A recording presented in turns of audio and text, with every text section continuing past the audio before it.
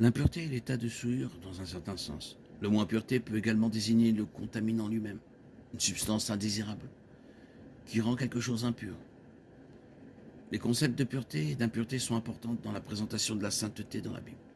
Dans le cadre du rituel de la loi de l'Ancien Testament, les Israélites étaient souvent confrontés aux notions de pureté et d'impureté rituelle ou cérémoniale. De nombreuses choses pouvaient rendre un Israélite rituellement impur. Par exemple, les menstruations, l'accouchement, les émissions nocturnes, le contact avec un cadavre et certains types de maladies de peau. Manger un aliment impur rendait impur. Acte 10-14. L'impureté pouvait être transmise cérémoniellement à d'autres. Tout contact personnel avec une personne impure rendait une personne impure elle-même.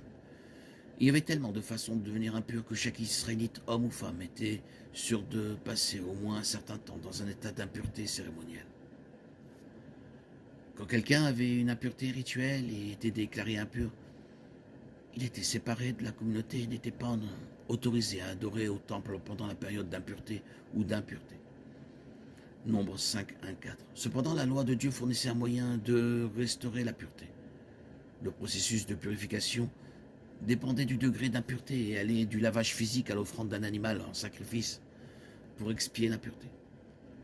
L'insistance de la loi sur la pureté et sa quarantaine d'impuretés mettait l'accent sur le fait que Dieu attendait de son peuple la sainteté. Il avait choisi Israël pour avoir une relation spéciale avec lui.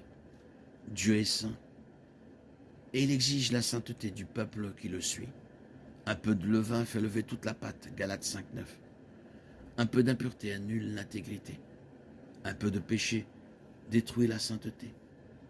Dans la Bible, l'impureté cérémonielle peut illustrer l'impureté morale. La lèpre en est un exemple frappant.